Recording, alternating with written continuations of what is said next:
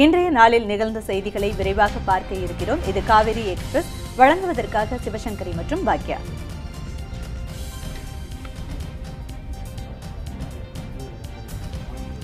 பால்வளத்துறை அமைச்சர் ராஜேந்திர பாலாஜி பால் நிறுவனங்கள் குறித்து விமர்சிப்பதற்கு சென்னை உயர்நீதிமன்றம் தடை விதித்துள்ளது. கடந்த மே மாதம் பால்வளத்துறை அமைச்சர் ராஜேந்திர பாலாஜி பேசுகையில் தனியார் பால் நிறுவனங்கள் விற்கும் பாலில் வேதிக்கலப்படம் உள்ளதாக புகார் தெரிவித்தார். இதையடுத்து அமைச்சரின் பேச்சால் தங்களது வியாபாரம் பாதிக்கப்படுவதாகவும் அமைச்சர் கூறும் குற்றச்சாட்டுகள் பொய் என்றும் சில தனியார் பால் நிறுவனங்கள் சென்னை உயர்நீதிமன்றத்தில் வழக்கு தாக்கல் செய்தன. இதையடுத்து அமைச்சர் மற்றும் பால் நிறுவனங்கள் தொடர்பாக வெளியான பல்வேறு செய்திகள் மக்கள் மத்தியில் அதிர்ச்சியையும் பரபரப்பையும் ஏற்படுத்தியது. இந்நிலையில் பால் நிறுவனங்கள் தொடர்ந்த வழக்கை விசாரித்த சென்னை உயர்நீதிமன்றம் அமைச்சர் ராஜேந்திர பாலாஜி 4 வாரத்திற்கு விளக்கம் அளிக்க வேண்டும் என்று உத்தரவிட்டது. மேலும் பால் நிறுவனங்கள் குறித்து ராஜேந்திர பாலாஜி விமர்சிக்கவும் நீதிமன்றம் தடை விதித்துள்ளது. தமிழகத்தில் மின்சார கட்டணத்தை செலுத்துவதற்கு புதிய செல்போன் செயலி அறிமுகப்படுத்தப்படும் என மின்சாரத்துறை அமைச்சர் தங்கமணி தெரிவித்துள்ளார். தமிழக சட்டப்பேரவையில் மானிய கோரிக்கை மீதான விவாதம் கடந்த சில நாட்களாக நடைபெற்று வருகிறது. விவாதத்தின் போது நிலக்கோட்டை தொகுதி சட்டமன்றத்தில் வாசனை திரவிய தொழிற்சாலை அமைக்க வேண்டும் என அத்தொகுதி சட்டமன்ற உறுப்பினர் தங்கதுரை கோரிக்கை விடுத்தார்.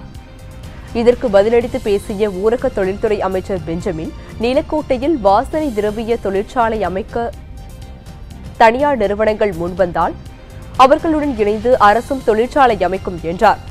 ஈரோட்டில் மரப்பாலம் மற்றும் குடிசை மாற்று வாரிய குடியிருப்புகளை சீரமைப்பது தொடர்பான கேள்விக்கு ஆலோசித்து முடிவெடுக்கப்படும் என்றும் அமைச்சர் உடுமலை ராதாகிருஷ்ணன் பதிலளித்தார். இதையடுத்து தரங்கம்பாடியிலிருந்து திருப்பதிக்கு குளிர்சாதன பேருந்து இயக்க வேண்டும் என்று சட்டமன்ற உறுப்பினர் பவுன்ராஜ் விடுத்த கோரிக்கைக்கு பதிலளித்த போக்குவரத்து துறை அமைச்சர் விஜயபாஸ்கர், இதுகுறித்து 7 மாநில அரசும் பேச்சுவார்த்தை நடத்தி முடிவெடுக்கப்படும் என்று கூறினார். முன்னதாக பேசிய மின்சாரத்துறை அமைச்சர் தங்கமணி, தமிழகத்தில் மின்சார கட்டணத்தை செலுத்துவதற்கு புதிய செல்போன் செயலி அறிமுகப்படுத்தப்படும் என்றும் தெரிவித்தார். தஞ்சாவூர் மாவட்டம் கதிராமங்கலத்தில் 10வது நாளாக கடையடைப்பு போராட்டம் தொடர்ந்து வருகிறது. கதிராமங்கலம் கிராமத்தில் ONGC குழாய்களை அகற்ற வலியுறுத்தியும் போராட்டம் நடத்தியவர்களை விடுதலை செய்ய கோரியும் 10வது நாளாக இன்றும் கடையடைப்பு போராட்டம் நடைபெற்று வருகிறது. கடையடைப்பு, ஆட்டோ தொழிலாளர்கள் வேலைநிறுத்தம், பள்ளி மாணவர்கள் கருப்பு துணி கட்டி ஆர்ப்பாட்டம் என தினந்தோறும் கதிராமங்கலத்தில் போராட்டங்கள் தொடர்ந்து வருகின்றன. இன்றைய போராட்டத்தில் பழ நெடுமாறன் மற்றும் அதிமுக பொதுச் செயலாளர் வைகோ கலந்து கொள்ள உள்ளதால் பாதுகாப்பு அதிகரிக்கப்பட்டுள்ளது. இந்துத்துவா தலைவர்கள் மீதான தாக்குதல் நீடித்தால் தமிழகம் கலவர பூமியாகும் என்று மத்திய இணையமைச்சர் பொன் ராதாகிருஷ்ணன் கூறியுள்ளது பொறுப்பற்ற தன்மையை காட்டுவதாக பாமக நிறுவனர் ராமதாஸ் விமர்சித்துள்ளார். இதுகுறித்து ராமதாஸ் வெளியிட்டுள்ள டுவிட்டர் பதிவில், இந்துத்துவா தலைவர்கள் தாக்கப்பட்டால் தமிழகம் கலவர பூமியாகும் என பொன் ராதாகிருஷ்ணன் கூறியுள்ளது எவ்வளவு பொறுப்பான செயல் என்று நகைச்சுவையாக தெரிவித்துள்ளார். அத்துடன் டெல்லியில் உள்ள தனியார் மருத்துவமனைகளில் மக்களுக்கு இலவச மருத்துவம் என்ற செய்தி மகிழ்ச்சி அளிக்கும் வகையில் உள்ளதாகவும் குறிப்பிட்டுள்ளார். மேலும் மத்திய பிரதேசத்தில் வறுமையால் மாடுகளுக்கு பதில் மகள்களை ஏரியில் பூட்டி விவசாயி ஒருவர் உழுதுள்ள சம்பவம்தான் பிரதமர் கூறிய புதிய இந்தியா பிறந்துவிட்டதோ என்றும் அவர் விமர்சனம் செய்துள்ளார். நிதி ஆயோக் சார்பில் பிரதமர் மோடியுடன் இன்று நடைபெறும் தேசிய தலைமைச் செயலாளர்கள் மாநாட்டிற்காக தமிழக தலைமைச் செயலாளர் கிரிஜா வைத்தியநாதன் டெல்லி சென்றடைந்தார். பிரதமராக மோடி பதவியேற்று இதுவரை அனைத்து மாநில தலைமைச் செயலாளர்கள் கூட்டம் நடைபெறவில்லை. இதுகுறித்து பிரதமர் அலுவலகம் வெளியிட்ட அறிக்கையில் நிதி ஆயோக் சார்பில் தேசிய தலைமைச் செயலாளர்கள் மாநாடு டெல்லியில் இன்று நடைபெறுவதாக தெரிவித்துள்ளது. இந்த மாநாட்டில் 30 மாநிலங்கள் மற்றும் யூனியன் பிரதேசங்களின் தலைமைச் செயலாளர்கள் பங்கேற்க உள்ளனர். அவர்களுடன் அந்தந்த மாநிலங்களின் நிதி, சுகாதாரம், வேளாண், தொழில்துறை மற்றும் திட்டச் செயலாளர்களும் கலந்து கொள்வார்கள் என்று தெரிவிக்கப்பட்டுள்ளது. இதற்காக தமிழக தலைமைச் செயலாளர் கிரிஜா வைத்தியநாதன் இன்று டெல்லி சென்றடைந்தார். இம்மாநாட்டின் போது மத்திய மாநில அரசுகள் இணைந்து செயல்படுவது குறித்து அனைத்து மாநில தலைமைச் செயலாளர்களுக்கும் பிரதமர் மோடி ஆலோசனை வழங்க உள்ளார். அதன்படி ரொக்கமற்ற பண பரிவர்த்தனை, மானியங்களை நேரடியாக வழங்குவது, விவசாய மேம்பாடு உள்ளிட்டவை ஆலோசிக்கப்பட உள்ளன. பரபரப்பான அரசியல் சூழலில் இன்று டெல்லி செல்லவுள்ள புதுச்சேரி ஆளுநர் கிரண்பேடி அங்கு குடியரசுத் தலைவர் மற்றும் உள்துறை அமைச்சரை சந்திக்க திட்டமிட்டுள்ளதாக தகவல்கள் வெளியாகியுள்ளது. புதுச்சேரி முதலமைச்சர் நாராயணசாமி ஆளுநர் கிரண்பேடி மீது அடுக்கடுக்கான புகார்களை முன்வைத்துள்ளார். இதற்கு பதிலடி தரும் வகையில் ஆளுநர் கிரண்பேடியும் சமூக வலைதளங்களில் தொடர் பதில் தாக்குதல்களை பதிவு செய்து வருகிறார். இதைத் தொடர்ந்து நாராயணசாமியும் கிரண்பேடி அரசு குறித்த தவறான தகவல்களை சமூக வலைதளங்களில் பதிவிடுவதை தவிர்க்க வேண்டும் என ஆவேசம் காட்டினார். இவ்வாறான கருத்து மோதல்கள் இருந்து வந்த நிலையில் புதுச்சேரி ஆளும் காங்கிரஸ் கட்சி சார்பில் கிரண்பேடிக்கு எதிராக போராட்டங்கள் நடைபெற்றன. இந்த பரபரப்பான சூழலில் டெல்லியில் குடியரசுத் தலைவர் மற்றும் உள்துறை அமைச்சரை சந்திக்கும் கிரண்பேடி புதுச்சேரி அரசியல் நிலவரம் குறித்து புகார் தெரிவிக்க உள்ளதாக தகவல்கள் தெரிவிக்கின்றன. இந்திய நாட்டின் விடுதலைக்கு வித்திட்ட வேலூர் சிப்பாய் புரட்சியின் 211ஆம் ஆண்டின் நினைவு தினம் வேலூரில் அனுசரிக்கப்பட்டது. வேலூர் சிப்பாய் புரட்சி நினைவு தினமானது வேலூர் கோட்டை எதிரே உள்ள சிப்பாய் புரட்சி நினைவு தூணில் மாவட்ட ஆட்சியர் தலைமையில் நடைபெற்றது. இந்த நிகழ்ச்சியில் மாவட்ட காவல்துறை கண்காணிப்பாளர், வேலூர் சட்டமன்ற உறுப்பினர் மற்றும் முன்னாள் ராணுவத்தினர், மொழிப்போர் தியாகிகள், அரசு அதிகாரிகள் மற்றும் பொதுமக்கள் ஆகியோர் மலர் வளையம் வைத்து மரியாதை செலுத்தினர். பின்னர் ஆங்கிலேயர்கள் இந்திய சிப்பாய்களை அடிமைப்படுத்திய காட்சி பொதுமக்களுக்கு நாடகமாக காண்பிக்கப்பட்டது. சிப்பாய் புரட்சியின் நினைவாக வேலூர் கோட்டை எதிரே 1998ஆம் ஆண்டு தமிழக அரசால் நினைவு தூண் அமைக்கப்பட்டு ஆண்டுதோறும் ஜூலை 10ஆம் தேதி அஞ்சலி செலுத்தப்பட்டு வருவது குறிப்பிடத்தக்கது. ஜம்மு காஷ்மீர் எல்லையில் இந்திய ராணுவம் நடத்திய பதிலடி தாக்குதலில் 3 தீவிரவாதிகள் சுட்டுக் கொல்லப்பட்டனர். ஜம்மு காஷ்மீரின் நவ்கம் பகுதியில் இந்திய கட்டுப்பாட்டு நிலைகளை குறிவைத்து தீவிரவாதிகள் தாக்குதல் நடத்தி வருகின்றனர். அத்துமீறி இந்திய எல்லைக்குள் நுழைந்த தீவிரவாதிகள் இந்திய நடிகள் மீது துப்பாக்கி சூடு நடத்தி வருகிறது. இதனைத் தொடர்ந்து இந்திய வீரர்கள் பதிலடி கொடுத்ததில் 3 தீவிரவாதிகள் சுட்டுக் கொல்லப்பட்டதாக தகவல்கள் தெரிவிக்கின்றன. தொடர்ந்து நவ்கம் பகுதியில் இந்திய ராணுவத்தினர் தேடுதல் பணியில் ஈடுபட்டு வருகின்றனர். முன்னதாக பூஞ்ச் மாவட்டத்தில் பாகிஸ்தான் ராணுவத்தால் நடத்தப்பட்ட பீரங்கி தாக்குதலில் ராணுவ வீரர் முகமது சவுகத், அவரது மனைவி சபியா ஆகியோர் பலியானதோடு அவர்களின் 3 மகள்கள் உட்பட 4 பேர் காயமடைந்தனர். மேலும் பாகிஸ்தான் ராணுவ நிலை குண்டு வீசி அடிக்கப்பட்டது குறிப்பிடத்தக்கது. இந்திய படைகள் சீன எல்லைக்குள் புகுந்து சீனாவையும் பூட்டானையும் சீண்டி பார்த்தால் இந்திய எல்லைப் பகுதியான காஷ்மீருக்குள் சீன படைகள் நுழையும் என சீனா எச்சரிக்கை விடுத்துள்ளது. இந்திய சீனா எல்லைப் பகுதியான டோக்லாம் பகுதியில் சீனா சாலை அமைப்பதை இந்திய படைகள் தடுத்து வருகின்றன. இந்த சாலை அமைக்கப்பட்டால் அது திபெத் மற்றும் பூட்டானுடன் சிக்கிமை இணைக்கும். இதனால் சிக்கிம் மற்றும் இந்திய பாதுகாப்புக்கு பெரும் அச்சுறுத்தலாக அமையும். ஆனால் இந்திய படைகள் சீன எல்லைக்குள் அத்துமீறி பலமுறை நுழைந்து வருவதாக சீனா தொடர்ந்து குற்றம் சாட்டி வருகிறது. பூட்டான் பகுதியை பாதுகாக்க இந்தியா கேட்டுக்கொண்டால் அப்பகுதி பொதுவான பிரதேசமாக இருக்கும் என்றும் தொல்லையான பகுதியாக இருக்காது என்றும் சீனா தெரிவிக்கிறது. இதற்கு மாறாக இந்தியா படைகள் சீன எல்லைப் பகுதிக்குள் நுழைந்து சீண்டி பார்த்தால் இந்தியாவின் கட்டுப்பாட்டில் இருக்கும் காஷ்மீரில் இந்தியா, பாகிஸ்தான் தவிர 3வது நாட்டின் ராணுவமாக சீனாவும் நுழையும் என சீன ஆய்வாளர் லாங் சிங்சுன் தெரிவித்துள்ளதாக தெரிவித்துள்ளன. பாகிஸ்தானின் மரண தண்டனை விதிக்கப்பட்ட இந்திய ஜாதவை சந்திப்பதற்கு அவரது தாயார் அவந்திகாவுக்கு அனுமதி வழங்க வேண்டும் என்று இந்திய வெளியுறவுத்துறை அமைச்சர் சுஷ்மா ஸ்வராஜ் கேட்டுக் கொண்டுள்ளார். இதுகுறித்து தனது டுவிட்டர் பக்கத்தில் பதிவிட்டுள்ள அவர், பாகிஸ்தான் வெளியுறவு அமைச்சர் சர்தாஜ் அஜீஸ் விசாவிற்கு அனுமதி வழங்குவார் என்று நம்புவதாக தெரிவித்துள்ளார். இந்தியாவில் மருத்துவம் பார்ப்பதற்காக விசாவுக்கு விண்ணப்பித்துள்ள பாகிஸ்தானியர்களுக்கு தனது அனுதாபங்களை தெரிவித்துக் கொள்வதாக குறிப்பிட்ட சுஷ்மா ஸ்வராஜ், சர்தாஜ் அஜீஸின் பரிந்துரை இருந்தால் பாகிஸ்தானியர்களுக்கு உடனடியாக விசா வழங்கப்படும் என்றும் தாக்கி பதிவிட்டுள்ளார். விஜய் மல்லையா நீதிமன்ற அவமதிப்பு வழக்கை ஜூலை 14ஆம் தேதிக்கு ஒத்திவைத்து உச்சநீதிமன்றம் உத்தரவிட்டுள்ளது. SBI உட்பட 17 வங்கிகள் தாக்கல் செய்த நீதிமன்ற அவமதிப்பு வழக்கில் விஜய் மல்லையாவுக்கு நோட்டீஸ் அனுப்ப கடந்த மாதம் உச்சநீதிமன்றம் உத்தரவிட்டிருந்தது. ஆனால் லண்டனில் இருக்கும் விஜய் மல்லையாவுக்கு 3 முறை சம்மன் அனுப்பியும் மல்லையா ஆஜராகவில்லை. இந்நிலையில் விஜய் மல்லையாவை இந்தியாவுக்கு நாடு கடத்த இந்தியா விடுத்த கோரிக்கை பிரிட்டன் நீதிமன்றத்தில் நிலுவையில் உள்ளது குறிப்பிடத்தக்கது. +2 முடித்த மாணவர்களுக்கான மதிப்பெண் சான்றிதழ் இன்று முதல் வழங்கப்படுகிறது. காலை 10 மணி முதல் மதிப்பெண் சான்றிதழை மாணவர்கள் பள்ளிகளுக்கு சென்று பெற்றுக் கொள்ளலாம். தமிழக பாடத்திட்டத்தில் +2 முடித்த மாணவர்களுக்கு முதலில் தற்காலிக மதிப்பெண் சான்றிதழ் வழங்கப்பட்டது. மறுகூட்டல் மற்றும் மறு மதிப்பீடு முடிந்த நிலையில் இன்று முதல் அசல் மதிப்பெண் சான்றிதழ் வழங்கப்படுகிறது. மாணவர்கள் தாங்கள் படித்த பள்ளிகளுக்கு சென்று தலைமை ஆசிரியரிடம் அசல் மதிப்பெண் சான்றிதழை பெற்றுக் கொள்ளலாம். தனி தேர்வர்கள் தங்கள் தேர்வு மையங்களில் சான்றிதழ்களை பெற்றுக் கொள்ளலாம். இந்த சான்றிதழ்களின்படி தங்கள் வேலைவாய்ப்பு பதிவையும் பள்ளிகளில் ஆன்லைனில் மேற்கொள்ள ஏற்பாடு செய்யப்பட்டுள்ளது. வரும் 24ஆம் தேதி வரை பெயர் விவரங்கள் பதிவு செய்யப்படும். சான்றிதழ் பெறும் மாணவர்கள் 10ஆம் வகுப்பில் பதிவு செய்திருந்தால் அந்த வேலைவாய்ப்பு பதிவு அட்டை, ஆதார் அட்டை, குடும்ப அட்டையின் நகல், தொலைபேசி எண் போன்ற விவரங்களுடன் பள்ளிக்கு செல்ல வேண்டும். மேலும் மாவட்ட வேலைவாய்ப்பு அலுவலகங்களிலும் tnvelaivaaipu.gov.in என்ற இணையதளத்திலும் வேலைவாய்ப்பு பதிவு செய்து கொள்ளலாம் என வேலைவாய்ப்பு மற்றும் பயிற்சித்துறை அறிவித்துள்ளது. விவசாயிகள் இலவசமாக வண்டல் அள்ளும் பணியை வீராணம் ஏரியை தூர்வாரும் பணியாக பொதுப்பணித்துறை சித்தரிப்பதாக விவசாயிகள் குற்றம் சாட்டியுள்ளனர். கடலூர் மாவட்டம் காட்டுமன்னார்கோவில் வீராணம் ஏரியை 40 கோடி ரூபாய் நிதி ஒதுக்கீட்டில் தூர்வாரும் பணி கடந்த ஆண்டு பிப்ரவரி மாதம் தொடங்கியது. ஓரிரு மாதங்கள் நடைபெற்ற தூர்வாரும் பணி மழையின் காரணமாகவும் கீழணையிலிருந்து ஏரிக்கு நீர்வரத்து வரத் தொடங்கியதாலும் முற்றிலுமாக நிறுத்தப்பட்டது. மீதமுள்ள பணிகள் 2017ஆம் ஆண்டு தொடரப்படும் என பொதுப்பணித்துறையினரால் அறிவிக்கப்பட்டது. இந்நிலையில் தற்போது தமிழக அரசு விவசாய நிலங்களுக்காக ஏரி குளங்களின் நீர் ஆதாரங்களை பெருக்கும் வகையில் அதிலிருந்து வண்டல் மண் அள்ளுவதற்காக கட்டணமில்லாமல் அனுமதித்தது. தற்போது விவசாயிகள் தங்களின் சொந்த செலவில் ஏரி குளங்களில் உள்ள வண்டல் மண்களை அள்ளி வருகின்றனர். ஆனால் இந்த பணிகளை கடந்த ஆண்டு நிறுத்தப்பட்ட வீராணம் ஏரி தூர்வாரும் பணி என கூறி பொதுப்பணித்துறை சித்தரித்து வருவதாக விவசாயிகளும் மற்றும் அப்பகுதி மக்களும் குற்றம் சாட்டுகின்றனர். தமிழக அரசு இந்த பணிகளை உடனே தணிக்கை செய்ய வேண்டும் என்றும் கடந்த ஆண்டு நிறுத்தப்பட்ட ஏரி தூர்வாரும் பணிகளை மீண்டும் துவங்க வேண்டும் எனவும் அப்பகுதி மக்கள் கோரிக்கை விடுத்துள்ளனர். மேட்டூர் அணையின் நீர்வரத்து 1982 கன அடியில் இருந்து 2687 கன அடியாக உயர்ந்ததால் காவிரி டெல்டா விவசாயிகள் மகிழ்ச்சி அடைந்துள்ளனர். கடந்த ஒரு வாரமாக கர்நாடகாவில் பெய்து வரும் கனமழையால் தமிழகத்திற்கு திறந்துவிடப்படும் நீரின் அளவு அதிகரித்து வருகிறது. அதன்படி மேட்டூர் அணையின் நீர்வரத்து வினாடிக்கு 1912 கன அடியில் இருந்து 2687 கன அடியாக அதிகரித்துள்ளது. 2 நாட்களுக்கு முன்பு வரை மேட்டூர் அணையின் நீர்வரத்து வெறும் 37 கன அடியாக இருந்த நிலையில் கனமழையின் காரணமாக தற்போது கணிசமாக அதிகரித்துள்ளது குறிப்பிடத்தக்கது. தற்போதைய நிலவரப்படி மேட்டூர் அணையின் நீர் இருப்பு 4.42 TMC-யாகவும் அணையில் இருந்து வெளியேற்றப்படும் நீரின் அளவு வினாடிக்கு 500 கன அடியாகவும் உள்ளது.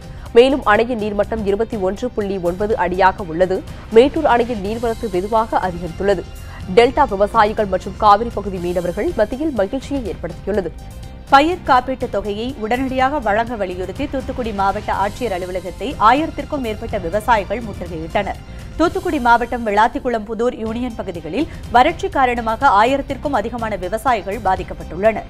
இதையடுத்து அடுத்து வரும் ஆண்டுகளில் விவசாயிகளின் விவசாயம் செய்ய போதுமான வருமானம் இல்லாத நிலையில் இருப்பதாக கூறப்படுகிறது. இந்நிலையில் 2016 மற்றும் 2017 ஆண்டுக்கான பயிர் காப்பீடு வழங்க வலியுறுத்தி 1000க்கும் மேற்பட்ட விவசாயிகள் மாவட்ட ஆட்சியர் அலுவலகத்தை முற்றுகையிட்டு போராட்டத்தில் ஈடுபட்டனர். அப்போது தங்கள் கோரிக்கையை வலியுறுத்தி முழக்கமிட்டனர். பின்னர் ஆட்சியர் அலுவலகம் உள்ளே செல்ல முயன்ற பொதுமக்கள் மற்றும் போலீசாரிடையே தள்ளுமுள்ளு ஏற்பட்டது. இதன் காரணமாக அதிகமான போலீசார் குவிக்கப்பட்டதால் மாவட்ட ஆட்சியர் அலுவலகத்தில் சிறிது நேரம் பரபரப்பு ஏற்பட்டது. ஈரோடு அருகே யானை தாக்கியதில் 60 வயது பெண் ஒருவர் உயிரிழந்த சம்பவம் அப்பகுதி மக்களிடையே சோகத்தை ஏற்படுத்தியுள்ளது. ஈரோடு மாவட்டம் அந்தியூர் அடுத்துள்ள பர்கூர் வனப்பகுதி வெள்ளிமலையை சேர்ந்தவர் சின்னத்தாய். வீட்டின் அருகில் உள்ள தோட்டத்திற்கு சென்ற அவரை அந்த பகுதியில் நின்றிருந்த யானை திடீரென தாக்கியதாக கூறப்படுகிறது. அலறல் சத்தம் கேட்டு அக்கம் பக்கத்தினர் சென்று பார்த்தபோது சின்னத்தாயி இறந்து கிடந்ததாக தெரிகிறது. தகவல் அறிந்த பர்கூர் வனச்சரகர் பாலகிருஷ்ணன் மற்றும் வனத்துறையினர் உடலை மீட்டு அந்தியூர் அரசு மருத்துவமனைக்கு அனுப்பி வைத்தனர். பர்கூர் வனத்துறையினர் ஈமச்சடங்கு நிவாரணமாக 25,000 ரூபாயை உடனடியாக அவரது குடும்பத்தினரிடம் வழங்கினர். அதிகாலை வேளையில் யானை தாக்கி பெண் உயிரிழந்த சம்பவம் அந்த பகுதியில் சோகத்தையும் பயத்தையும் ஏற்படுத்தியுள்ளது.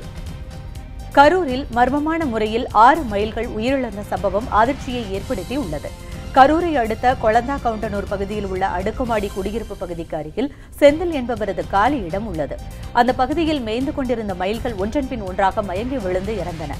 இதை கண்ட அப்பகுதி மக்கள் வனத்துறையினருக்கும் காவல்துறையினருக்கும் தகவல் அளித்தனர். சம்பவ இடத்திற்கு விரைந்த வனத்துறையினர் இறந்த மயில்களை கைப்பற்றி அருகில் உள்ள கொளந்தானூர் அரசு கால்நடை மருத்துவமனைக்கு உடற்கூறு பரிசோதனைக்காக எடுத்து சென்றனர். கால்நடை மருத்துவர்கள் மயில்களை பரிசோதித்த பின்னர் இறந்தவை அத்தனையும் ஆண் மயில்கள் என்றும் உடற்கூறு ஆய்விற்கு பிறகே மயில்கள் இறந்ததற்கான காரணம் தெரியவரும் என்றும் தெரிவித்தனர். குடியிருப்பு பகுதியில் 6 மயில்கள் இறந்த சம்பவம் அந்த பகுதி மக்களிடையே சோகத்தை ஏற்படுத்தியது. வனத்துறை சார்பில் மலைவாழ் மக்கள் வசிப்பிடங்களில் வனவிலங்குகளிடமிருந்து மலைவாழ் மக்களை பாதுகாப்பது குறித்த விழிப்புணர்வினை நாடகமாக நடத்தினர். ஈரோடு மாவட்டம் அந்தியூர் அருகே உள்ள கொங்காடை மலையனூர் உள்ளிட்ட கிராமங்களை மலைவாழ் மக்கள் அதிகம் வசிக்கும் பகுதிகளாகும். இங்கு அடிக்கடி வனவிலங்குகளின் தாக்குதலால் உயிரிழப்பு ஏற்படுகிறது. இதனை தடுக்கும் விதமாக வனத்துறையினர் மலை கிராமங்களில் விழிப்புணர்வினை ஏற்படுத்தும் விதமாக நாடகம், பாட்டு, ஆடல் நிகழ்ச்சிகளை நடத்தி வருகின்றனர். இதில் காக்காயனூர் கிராமத்தில் வனவிலங்குகளினால் ஏற்படும் பாதிப்பு, வனங்களை பாதுகாத்தல், இழப்பீடு குறித்த கருத்துக்களை நாடகம் வாயிலாக நடத்தி காட்டினர். இந்நிகழ்ச்சியில் வனத்துறையினரும் காவல்துறையினரும் கலந்து கொண்டனர். மலைவாழ் மக்களிடையே விழிப்புணர்வை ஏற்படுத்தும் நோக்கத்தில் இந்த நிகழ்ச்சிகள் நடத்துவதாக அதிகாரிகள் தெரிவித்தனர். குடியாத்தம் அருகே போலி தீப்பெட்டி பண்டல்களை பறிமுதல் செய்து காவல்துறையினர் விசாரணை மேற்கொண்டு வருகின்றனர். குடியாத்தம் நகரில் தயாரிக்கப்படும் தீப்பெட்டிகள் பல்வேறு அண்டை மாநிலங்களுக்கு லாரிகள் மூலம் ஏற்றுமதி செய்யப்படுகிறது. இந்நிலையில் புகழ்பெற்ற நிறுவனங்களின் பெயரை பயன்படுத்தி தீப்பெட்டிகள் அண்டை மாநிலங்களுக்கு விற்பனைக்காக அனுப்பப்படுவதாக குற்றச்சாட்டு எழுந்துள்ளது. இதன் காரணமாக குடியாத்தம் நகர போலீசார் வாகன சோதனையில் ஈடுபட்டனர். தமிழக ஆந்திர சோதனை சாவடியில் கண்காணிப்பு நடைபெற்ற போது அவ்வழியாக சந்தேகிக்கும்படி வந்த லாரியை மடக்கி விசாரணை மேற்கொண்டனர். அப்போது 10 லட்சம் மதிப்பிலான போலி தீப்பெட்டி பண்டல்களை பறிமுதல் செய்தனர்.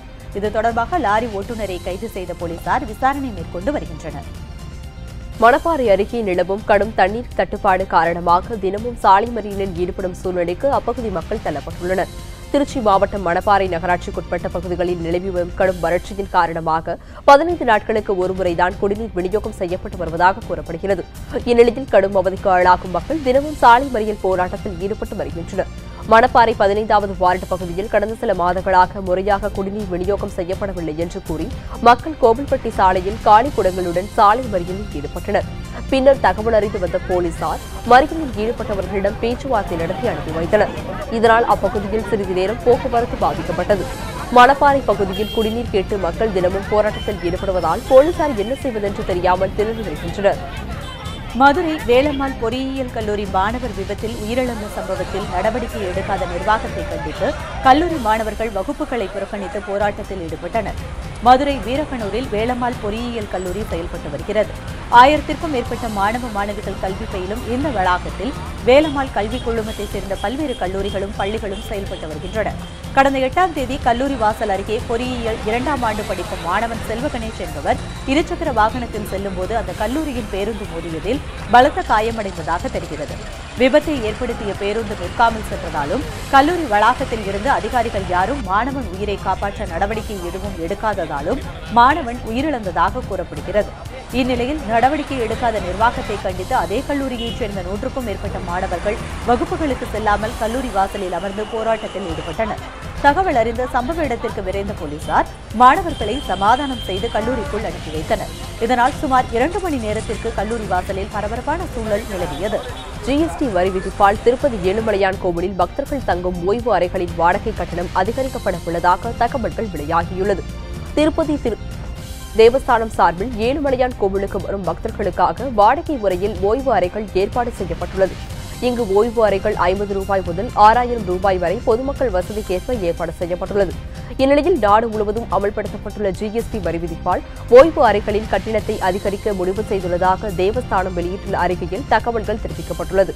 இதில் 1000 முதல் 2000 வரை உள்ள அறைகளுக்கு 12% வரியும், 2500 முதல் 6000 வரையில் உள்ள அறைகளுக்கு 18% வரியும் வசூலிக்கப்படும் என தெரிவிக்கப்பட்டுள்ளது. தேனி மாவட்டம் வைகை அணைப்பகுதியில் உள்ள 150 ஆண்டுகள் பழமை வாய்ந்த காளியம்மன் கோயிலுக்கு குடமுழுக்கு விழா வெகு சிறப்பாக நடைபெற்றது.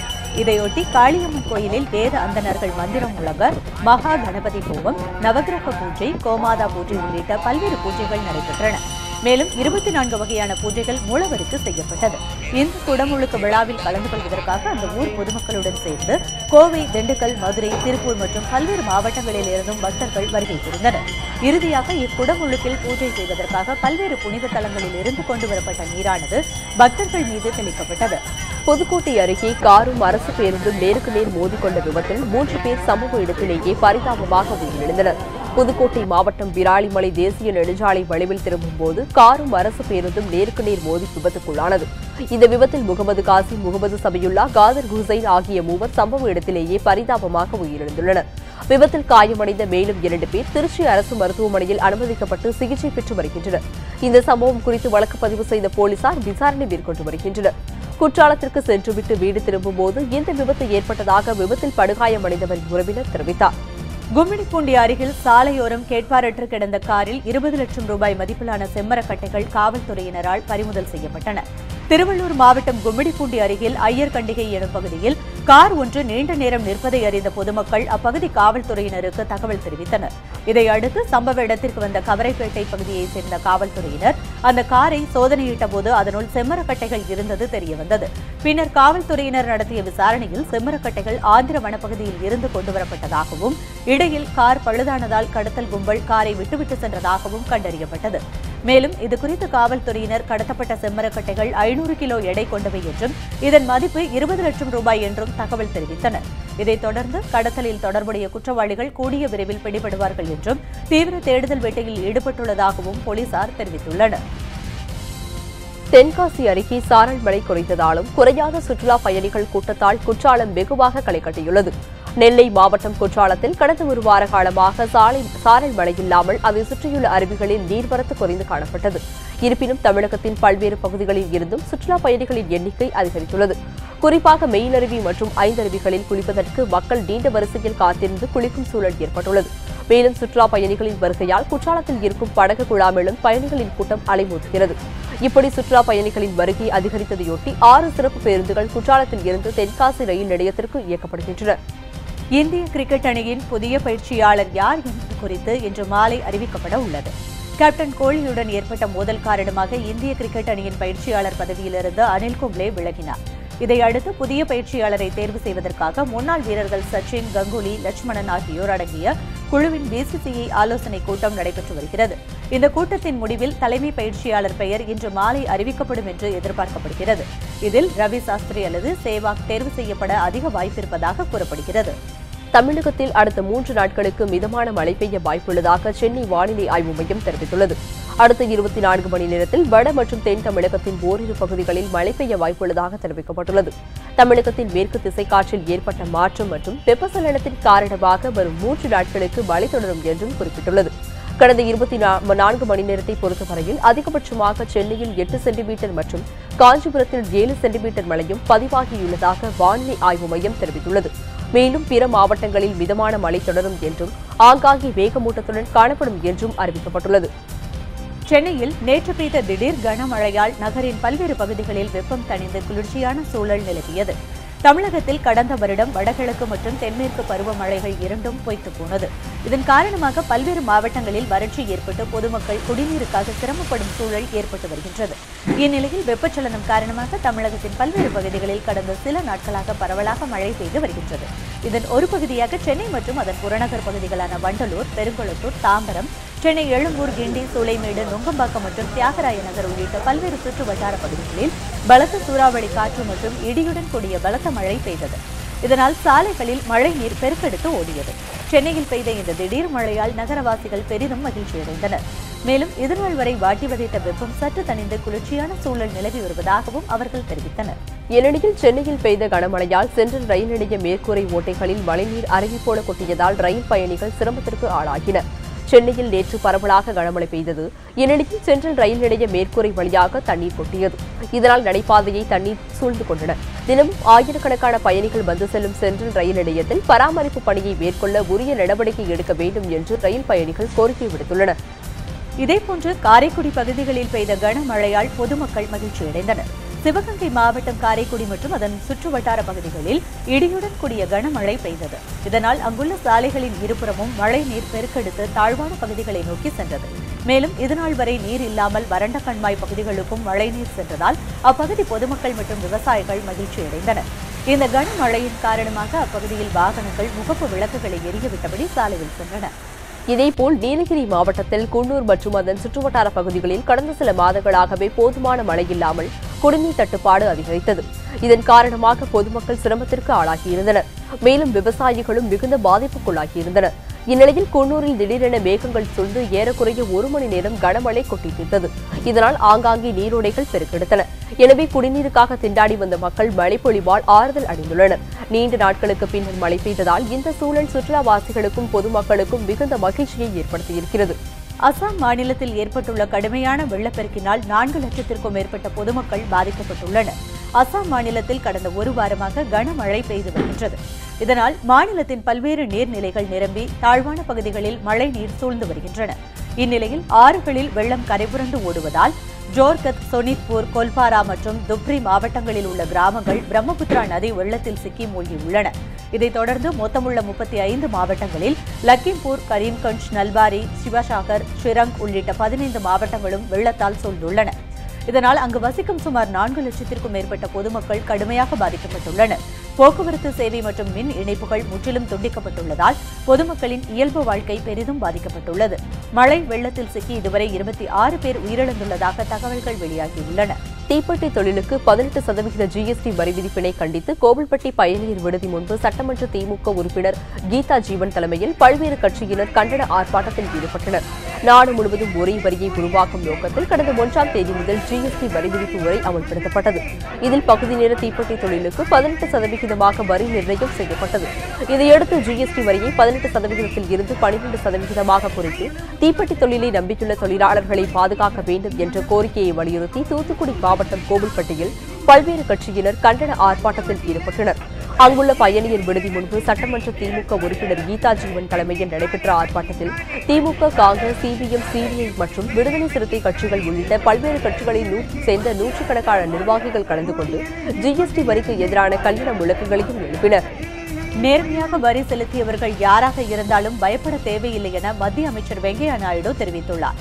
மத்திய அரசின் 3 ஆண்டு சாதனைகள் மற்றும் ஜிஎஸ்டி குறித்த விளக்க நிகழ்ச்சி சென்னை கலைவாணர் அரங்கத்தில் நடைபெற்றது. இந்நிகழ்ச்சியில் மத்திய நகர்ப்புற வளர்ச்சித்துறை அமைச்சர் வெங்கையா நாயுடு, தமிழக பாஜக தலைவர் தமிழிசை சவுந்தரராஜன் மற்றும் தொழில் அதிபர்கள் என பலரும் கலந்து கொண்டனர். அப்போது பேசிய வெங்கையா நாயுடு, எந்த ஒரு புதிய மாற்றம் வந்தாலும் அதில் சில பிரச்சனைகள் இருக்கத்தான் செய்யும் என்றும் ஜிஎஸ்டியால் 2 வகையான மக்கள் பயன்பெறுவார்கள் என்றும் தெரிவித்தார். மேலும் தொடர்ந்து பேசிய அவர், நேர்மையாக வரி செலுத்துபவர்கள் மற்றும் அடித்தட்டு மக்களுக்கு இந்த ஜிஎஸ்டியால் எந்த பாதிப்பும் இருக்காது என்றும் மாறாக நாட்டின் ஜிடிபி அதிகரிக்கும் என்றும் தெரிவித்தார். இத்துடன் காவிரி எக்ஸ்பிரஸ் செய்தி தொகுப்பு நிறைவடைந்தது. நடுநிலையான செய்திகளை முழுமையாக அறிந்து கொள்ள பயணிப்போம் காவிரி நியூஸ் தொலைக்காட்சியுடன். புதிய செய்திகளை அறிந்து கொள்ள காவிரி நியூஸ்.tv என்ற இணையதளத்தை பார்க்கவும். வணக்கம்.